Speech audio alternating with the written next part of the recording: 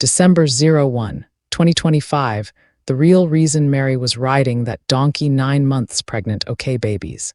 Sit down because I'm about to ruin every cute little Christmas pageant you ever sat through, and I'm doing it with a giant grin on my face. You know that sweet nativity scene with the glowing stable, the polite little donkey, and Mary looking all serene like she's on her way to a spa day. Yeah, scratch that whole Hallmark fantasy, because the real tea is that Maria, pregnant as a house and engaged to poor Joseph, had to haul her swollen ankles all the way from Nazareth to Bethlehem because some Roman emperor with too much time and too many spreadsheets decided it was census season.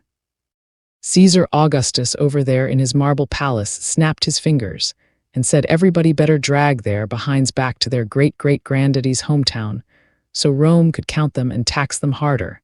And guess what? Joseph's paperwork said Bethlehem or bust. So picture this.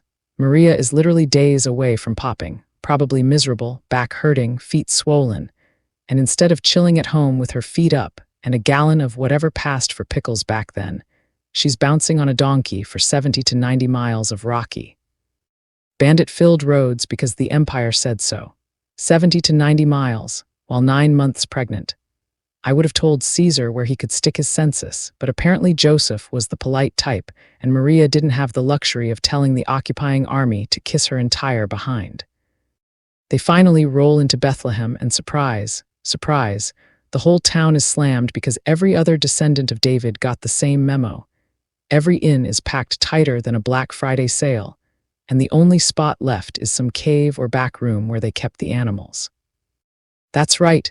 Jesus entered the world in a barn that smelled like donkey crap and old hay because Roman bureaucracy decided a pregnant teenager's comfort was less important than updated tax rolls. I'm laughing and crying at the same time because every year we sing about no room at the inn. Like it's some mystical poetic moment, when really it was just colonial red tape screwing over a working-class family, same as always.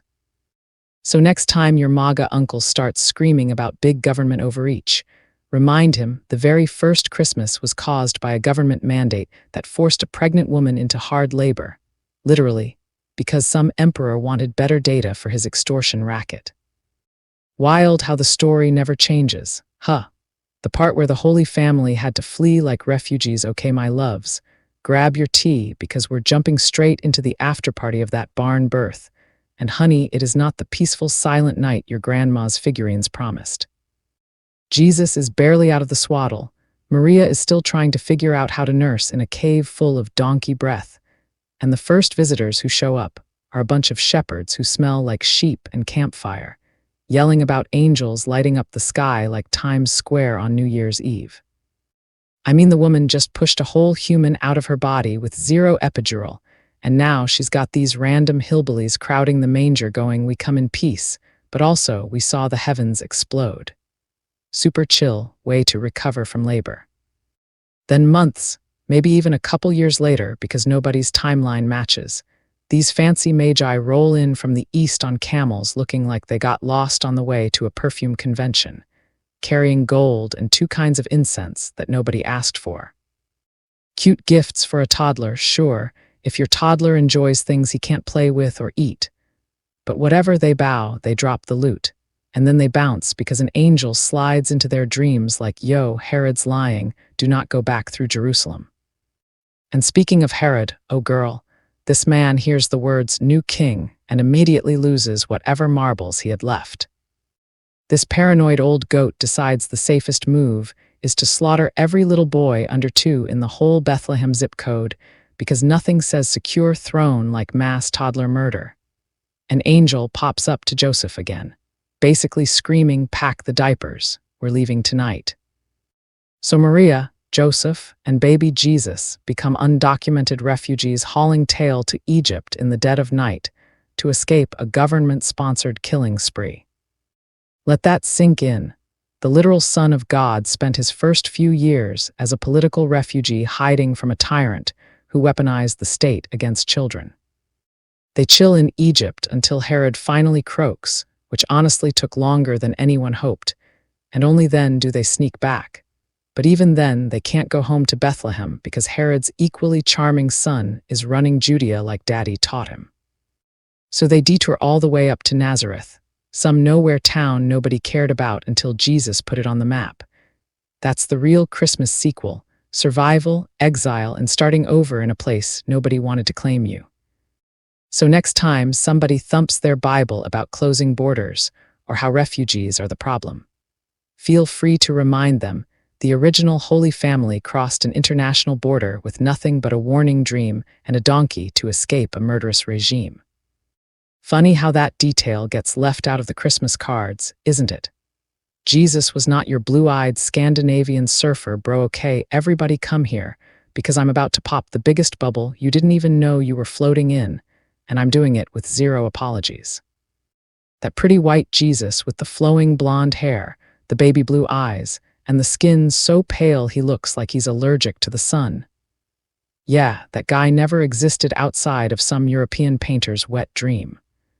The real Jesus was a first-century Jewish man from the Middle East, which means olive to brown skin, dark curly hair, dark eyes, and features that would make him look completely at home in modern-day Nazareth, Jerusalem, or Gaza, not some Viking village in Norway.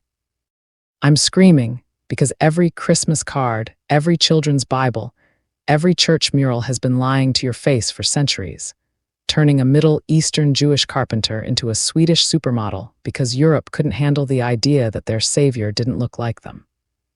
Those Renaissance artists weren't trying to be accurate, honey. They were doing full-on propaganda, painting Jesus as the whitest guy in the room so their kings and popes could feel extra special while colonizing everybody who actually looked like him. Drop the real Jesus at any American airport today and watch TSA lose their minds, because he's not strolling through looking like a Wisconsin youth pastor. He's getting the full pat-down and the random bag check, looking exactly like the Palestinian, Syrian, or Iraqi dudes we love to profile. That's the tea nobody wants at Bible study, but facts don't care about your stained glass feelings. So next time your auntie posts that glowing white Jesus meme talking about he gets us, remind her the real one would have been called a terrorist at the border and told to go back where he came from. Funny how that works, isn't it? Jesus was broke as hell and proud of it. Listen up, because I'm about to shatter another sparkly little myth you've been spoon-fed since Sunday school, and I'm cackling while I do it. That image of Jesus as some secret trust fund prince playing poor for the vibes. Girl, throw it in the trash where it belongs. The man was flat-out broke, working-class dirt poor, the kind of poor where your big family vacation is a government-mandated donkey ride to go pay taxes you can't afford.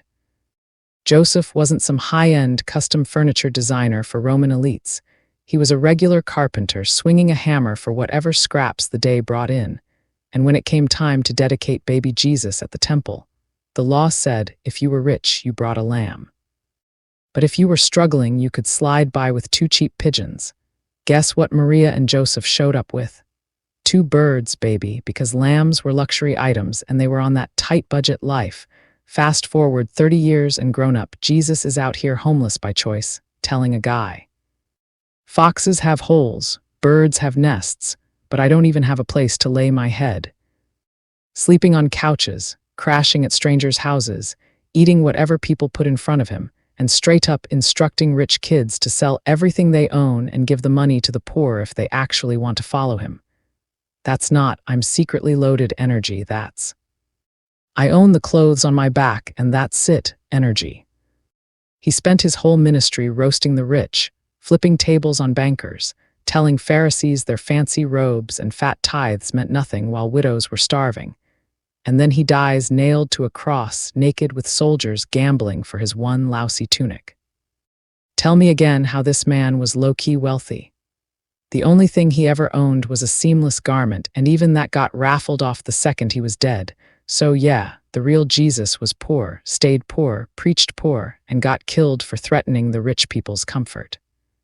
Funny how 2,000 years later the loudest Christians are the ones clutching their investment portfolios, screaming about socialism, when the guy they claim to follow literally said sell it all or you're not on the team. Jesus stayed obsessed with the people society threw away, okay darlings, Let me serve you the hottest take nobody wants to hear at the Country Club Bible study. Jesus didn't just feel bad for the poor, the immigrants, the old folks, and the disabled. He was flat out in love with them, the kind of love that made the fancy religious crowd clutch their pearls and choke on their wine. This man spent his days hunting down the exact people everybody else stepped over, the lepers nobody would touch, the tax collectors nobody invited to dinner, the widows getting robbed blind by the temple system, the foreign women nobody thought were worth a conversation. And he looked them dead in the eye and said, yes, you're the guest of honor in my kingdom. He grew up watching his mom and dad scrape by on carpenter wages in a nowhere town the elites called Hicksville. So when he saw a crippled guy begging by the gate or a Samaritan woman hauling water while the whole town whispered trash about her, he didn't see charity cases. He saw family. That's why he's out here telling stories where the hero is some dirty immigrant who stopped to help while the priests walked right past, or flipping out in the temple because the big shots turned God's house into a mall that priced poor people out of worship. I'm yelling because the same folks who plaster his name on their private jets are the spiritual descendants of the Pharisees he roasted daily for stepping over the hungry to get their front row synagogue seats. Jesus literally said it's easier for a camel to squeeze through a needle than for a rich person to chill in heaven, and then turned around and told the poorest of the poor that the kingdom already belonged to them. He wasn't being cute, he was drawing a line in the sand. My team is the broke, the sick, the foreign, the forgotten. Everybody else can get in line or get lost.